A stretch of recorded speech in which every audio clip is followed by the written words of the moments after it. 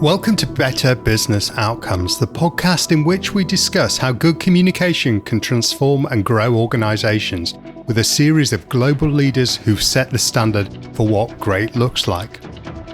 I'm Stephen Waddington from Wadds Inc, and in this podcast you'll hear from leaders and senior communicators about their leadership journey and how they create social impact.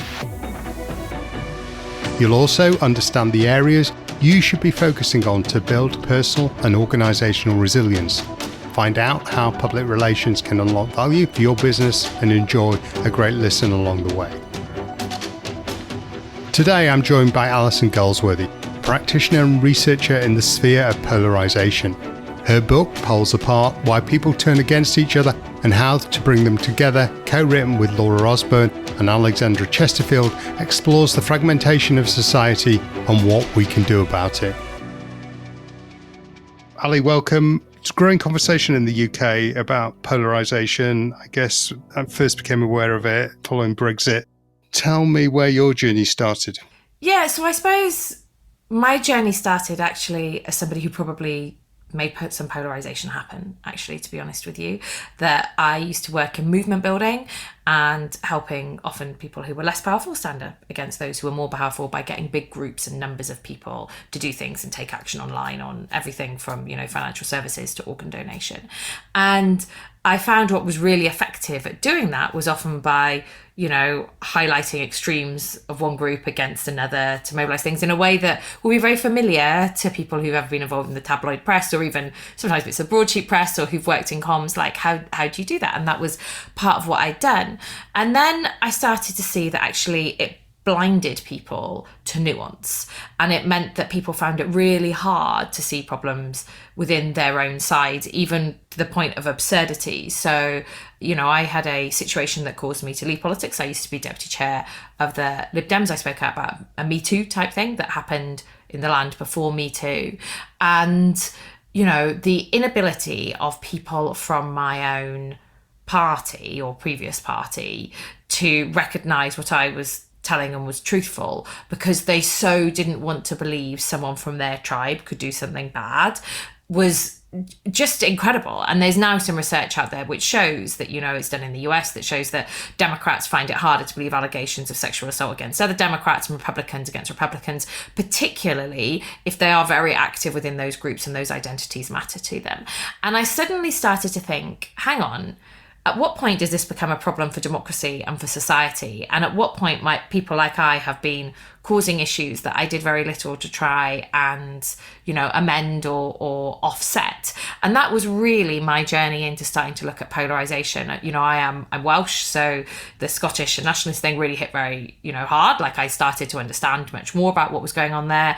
And I went to Stanford and was here during the Trump election. So between all of those things, I found that my own journey to needing to understand polarisation, and when it was helpful and when it could be a problem, like there was a gap there for someone with my background to come in and fill it. And that is what I've been doing for most of the last decade. So talk about the moment and now. It strikes me that toxicity because of polarisation on the web, particularly social media, is worse than it's ever been.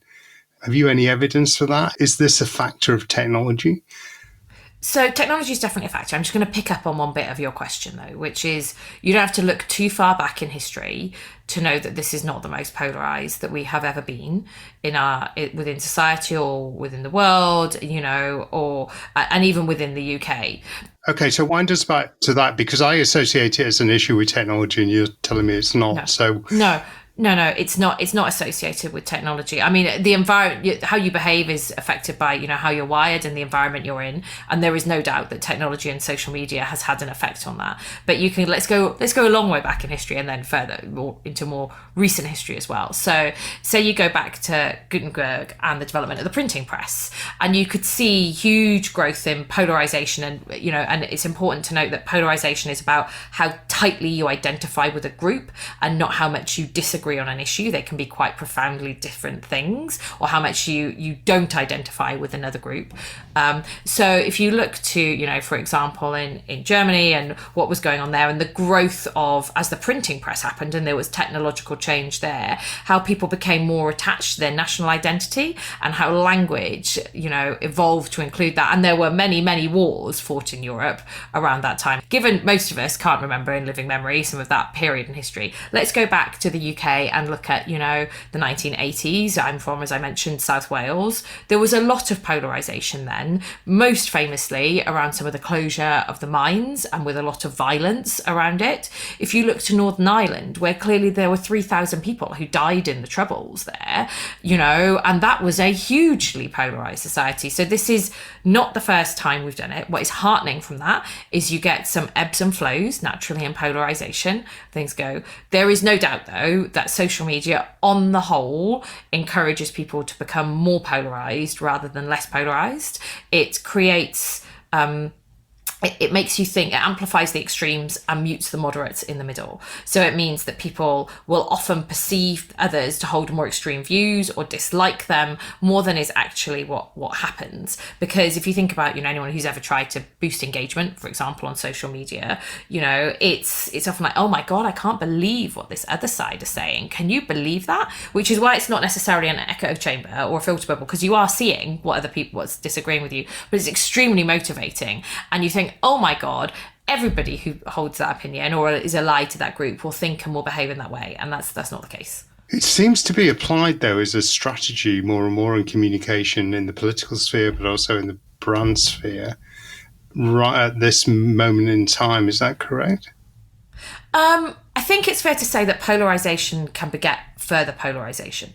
There's no doubt about that. And that's part of the problem, is once things start to fall apart, like that, you don't get rewarded for going into the middle. So instead, your election campaigns, for example, will do more by allowing you to play to your base supporters, because that's where you'll generate money and funds, often small donors as well as big donors. And, and how you will get people, for example, demonstrating very publicly as part of their identity and who they're bringing in and what's going on. And that can be, that is undoubtedly a trend that we have seen with what's happening. It's, as I say, it's not the first time in history you get that trend. There'll come a point, in theory, where actually there'll be some voters in the middle who are uncertain. Danny Finkelstein at the Times talks a lot about this, where actually is quite an extreme view of, for example, let's say what Liz Truss was preparing to try and offer. Are there suddenly like conservative voters who think, gosh, I'm not really sure I identify as a conservative so much any longer? How could you appeal to them? And it's probably not by playing just your base vote. If you're the Labour Party or the Lib Dems or the Nats, you want to try and reach out and do things from there. So yes, it has happened. Naturally, you should start to create a middle which comes through. When things get really tricky is when that middle just disappears completely and things are very binary. And very binary choices like referendums can reinforce that. Do you think would compulsory voting change this? Because then politicians would be forced to appeal to more of a middle moderate ground rather than extremes. So it's a great thought. So there's a few questions beneath that, which is, if you look at places which have got compulsory voting, so Australia is one of them. Australia is still pretty polarised. Yeah, that's not. So you might think, I've answered my own question. You might think not, but the pure question that you're trying to ask, like the test that you would want to do, is between. Would Australia be less polarised if it didn't have compulsory voting, right? Like that's the thing. But so I suppose the problem is typically not that people aren't turning out to vote. And even then, when you do have compulsory voting, you don't always have to express a preference. You can spoil your ballot paper. And there would be a thing about what if you are then forcing people to pick an identity, a polarising identity that they have to wear in some other format. Like, I'd have some questions about it. And I'm certain a lie to that is that I am personally not a huge fan of compulsory voting. I'm a massive fan of voting and getting people out to vote. I'm not sure compulsory voting is the answer to it. So, listeners should be aware that I'm certain I have my own biases in how I've just answered you. Okay, it's just struck me. Is a degree of polarisation ever good, though? Yes. talking through debating. Yeah. And, I mean, we've almost lost the art of debate, right, in modern society. I don't know if we have lost the art of debate. We might have lost the art of debate or being able to hear and value some of the right debates and how people have those conversations. Right. We've lost the art of listening. Yeah, but there's some people who do it, right? And you have to think about how do we reward those people and elevate them, So I find like Tortoise's slow news model really interesting. Like, as I say, we had a long conversation with Danny Finkelstein. I'm happy to send you guys some of the links to parts of it, where he talks about actually there's a business model for the Times, in playing to the middle. And that's, and that's the associate editor of the Times, the guy who bought in the paywall, saying like, there absolutely is a business case for doing that. How many types of newspapers like the Times you could get in that thing, I'm less certain of, to be honest with you. So I do think some polarisation is a normal, natural and healthy thing. If we all ended up agreeing all the time, life would be tremendously boring and much less innovative. So the aim here is not to eliminate things. It's to make sure that people accept generally the rules of the game by which we live, provided those rules are broadly democratic. There's places where clearly that's not the case. And also that spillover effects aren't significant into other forms of life. So I was just reading this morning about like healthcare effects and how likely people are to take medication, for example, and to trust doctors if they think they're from a political other to them, and this is, some of this research is before COVID hit in, you were about 6% less likely to get your child vaccinated if the president that you voted for, you didn't vote for the president who was elected in the US. Yeah, so, and that applied for both Democrats and Republicans. And, like that, I don't think whether children are protected and whether they should be living should be dependent on whether their parents agreed with who was voted in or not. And I should say that applied to both Democrats and Republicans. My answer is some polarisation is a normal, natural, healthy, good thing in a democracy. Excessive amounts becomes a problem and we need to try and pull back. And you should have rules of the game that try and help act as buffers to try and steer a course and stop things colliding too far. When those rules of the game get, chipped away, then you can end up in quite significant difficulty quite quickly. It's a really interesting point. I'm really curious by the fact three of you wrote this book. It seems to be a complete body of work. You can't tell where the lines are between the handovers. I mean, I've written a number of books. I've worked with editors. It's always quite challenging. How did the three of you create this body of work? Oh, that's very sweet. So we have an excellent editor. So Nigel Wilcoxon, take a bow. Is one of them. So the three of us met at where we all used to work. So Alex is a conservative and used to run all our behavioural insight team. Laura used to run all the corp comms and then became the campaigns director. And I was like troublemaker in chief and rabble rouser. And so I think that very much helped that we had a pre-existing relationship. People often ask us about this. We were three women in their late 30s, still just about all in our late 30s, with children or pregnant in the pandemic. That was a certain, one of the things to solve polarisation is where you highlight things that you have in common and you share struggles. There was definitely a very shared struggle as we tried to get our heads around doing this. But I think, if you want from a comms point of view, one of us would draft one bit, one of us would review it, and then a third person would go from there. So everybody would iterate their changes on the book to try and help make it blend. I'm very flattered that you think that you can't pick out the bits that different people wrote, because I definitely can, but thank you.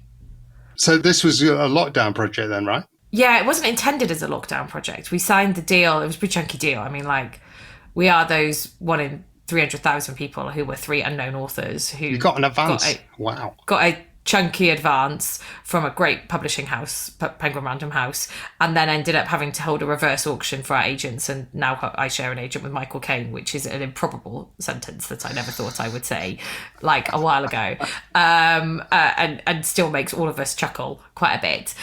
So yeah, we had to amend bits for the book. It became much more desk-based than we'd hoped, because we'd hoped to travel to India and do things on the caste system and things, and what the world does not need is three white women writing about India when they haven't spent enough time there to justify, that is not helpful. We are not the messengers for that. So it wasn't intended as a lockdown project, but then it became one. And I think we're pretty proud of the results. It's doing really well, the book, and what I'm most excited about is the amount of people who use it. So we did a course with Cambridge, again I can send you the links, and edX, which over 1,000 people have now been through, on how to try and reduce polarisation in the workplace, and big thing in Brazil, and starting initiatives there. And then it morphed into a company that I am now the president of, where we help organizations understand conflict and polarization and what's going on. So it's a lockdown project that's extended quite significantly, and in a way that makes our hearts sing, you know? Oh, it's fantastic. Book as a platform. It's brilliant. It ends on a really positive note, and I want to talk a little bit about that. We're speaking a week or so after the midterms, which were predicted to create even further polarization in the US. That didn't quite happen. In fact, the result's quite expected. Does it make you optimistic?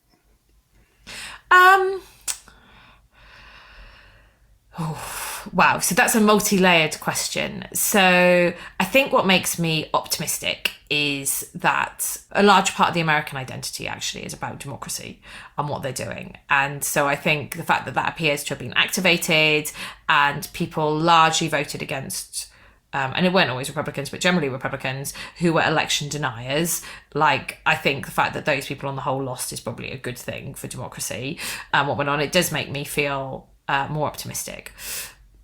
You always watch out for the rearguard action on these kind of things, though, which is, let's look to France. So Macron took a similar strategy to some parts of the Democratic Party, which was, actually, let's get the most extreme version of an opponent we can, who is terrible, which will be easiest for us to beat.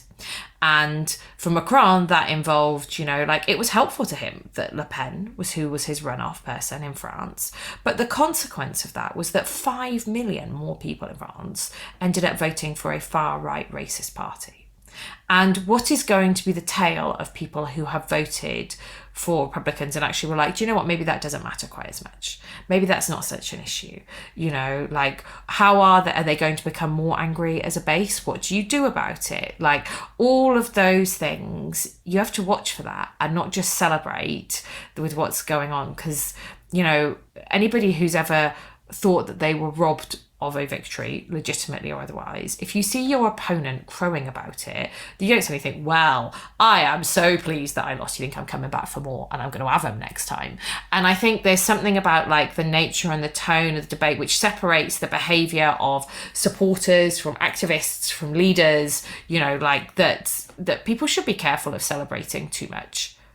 Wow, it's an interesting perspective, but I'm here to bring you some joy. I mean, I think it's mainly good news, right? And I think what went on in Brazil is mainly good news. Well, what about Trump? What about Trump and McConnell, though? Trump and Mitch McConnell. There's a strong argument to be said that this could be the end of Trump's political career, right? Yeah, he's not a man for quitting, though, is he? No, he's not, no. And even then, what does he do next, right? Who does he go and play? Because he's got a large group of supporters through which he has his own communication channels to get through them, through Truth Social and all of this sort of stuff now that's built up. How's he going to do that? And you look at things let's take a look at, let's say Disney brought out The Little Mermaid. Some people may be familiar with the fact that A Little Mermaid was black, or for the remake of the film is going to be a person of colour. And, great, fantastic, lots of wonderful TikToks of young girls saying, wow, I can see someone like me holding these roles, that can matter and be really powerful. There was also a huge coordinated far-right attempt against that. And those far-right networks are now made and in place. And I think people just need to be keeping an eye on those and watching how people can get sucked into them, because it's so hard to update your view once you are sucked in. As anybody who might ever have dealt with anyone in their family who was very skeptical about COVID or vaccine stuff, it's really hard to get people to change their views, particularly because it's become something really salient and part of their identity. So I just think we need to be a little bit careful before celebrating too much and watch on how you can try and loosen some of those identities.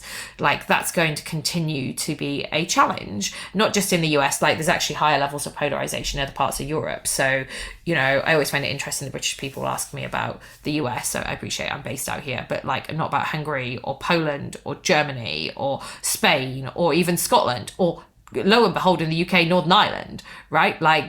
There's something there, and I know the US holds a certain West Wing level of attraction to comms people because it does, and there's loads of money out here and all of that kind of thing. But there are certainly problems closer to home where we could learn a lot more and pick up things.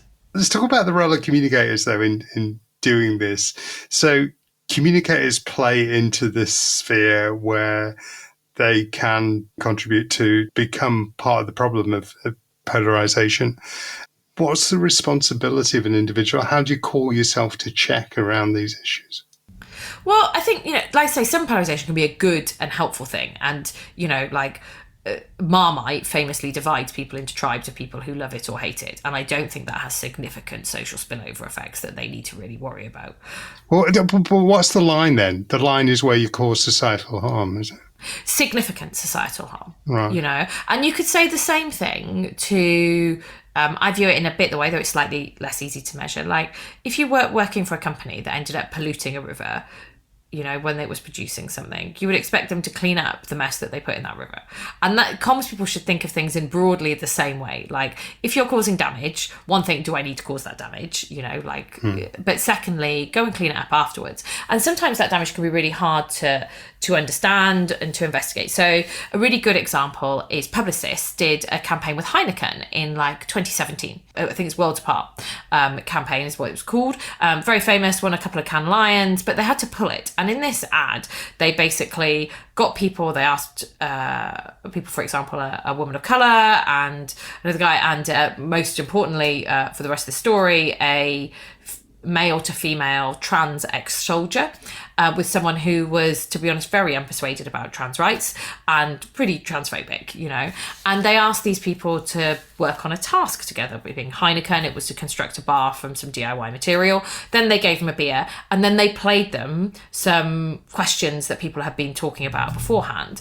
And, this guy had been pretty transphobic and to a trans individual, and looked pretty sheepish as they played the video. And then they said, oh, well, let's sit down and have a beer and chat it out.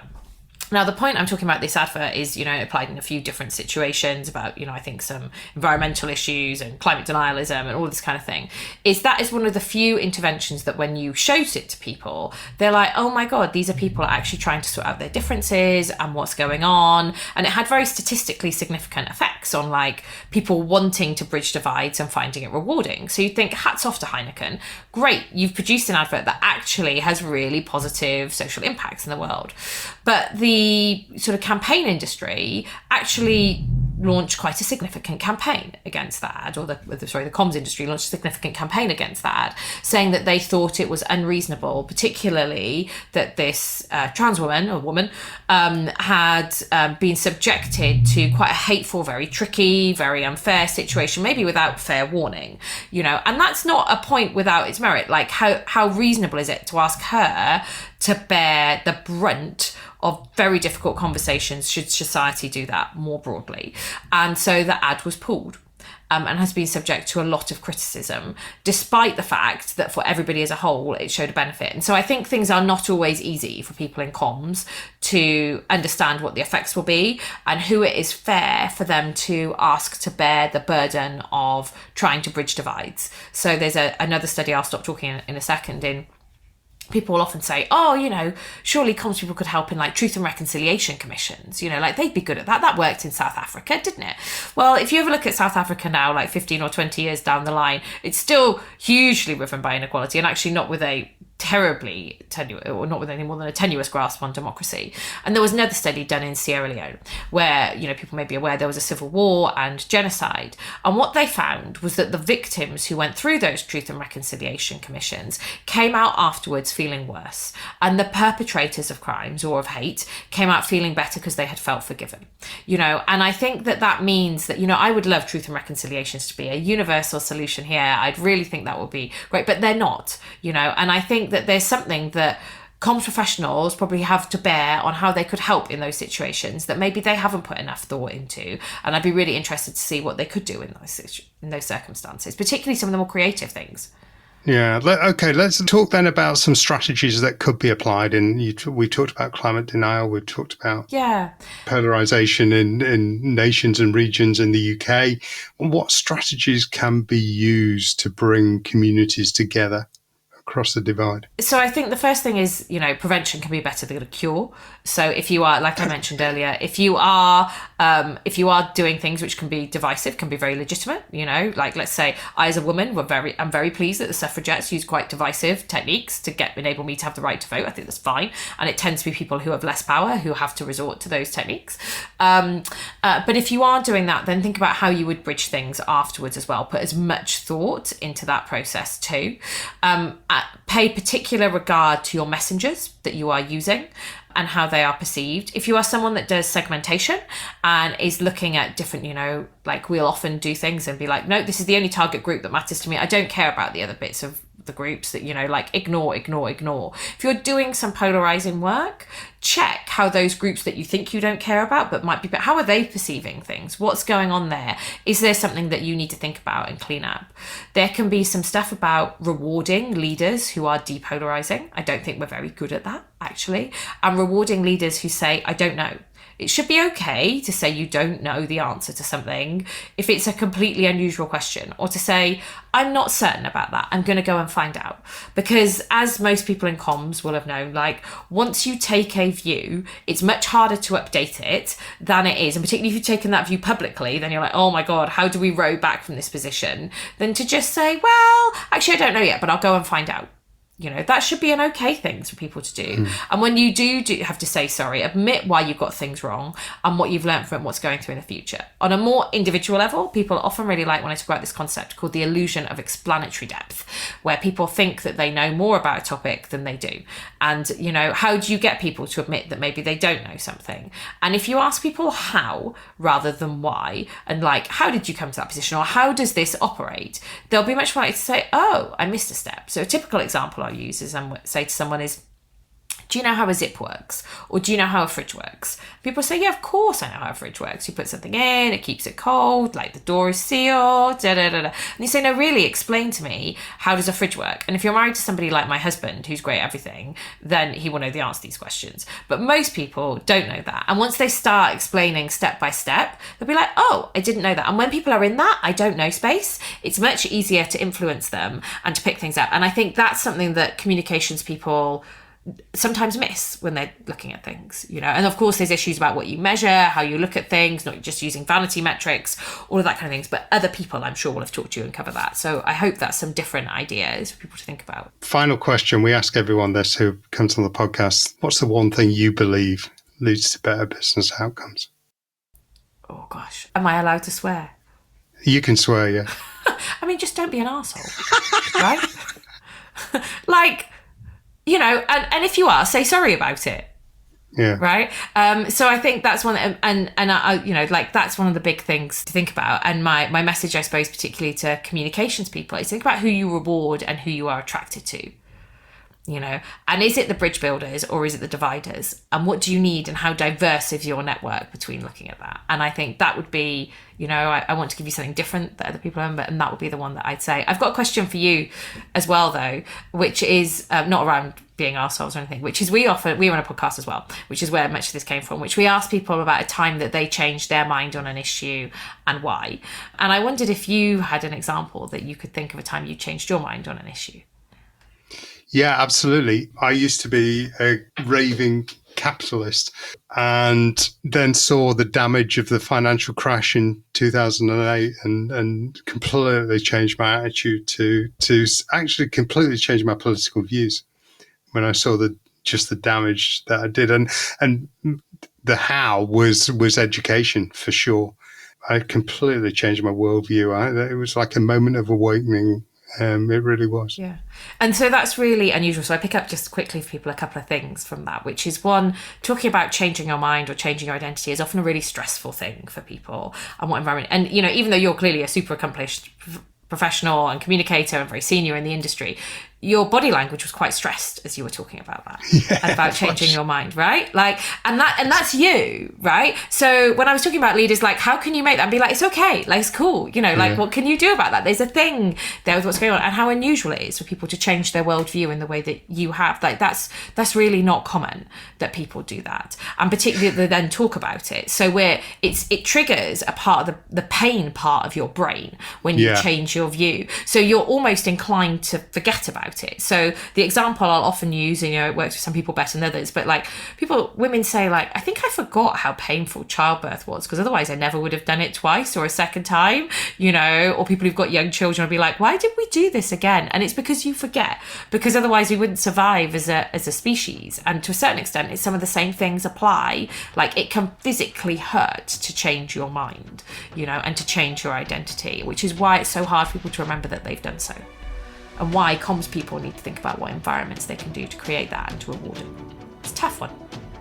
What a brilliant place to end. Ali, thank you very much. My pleasure. Well, that's the perfect wrap to today's Better Business Outcomes podcast. My thanks to Alison Goldsworthy for joining me.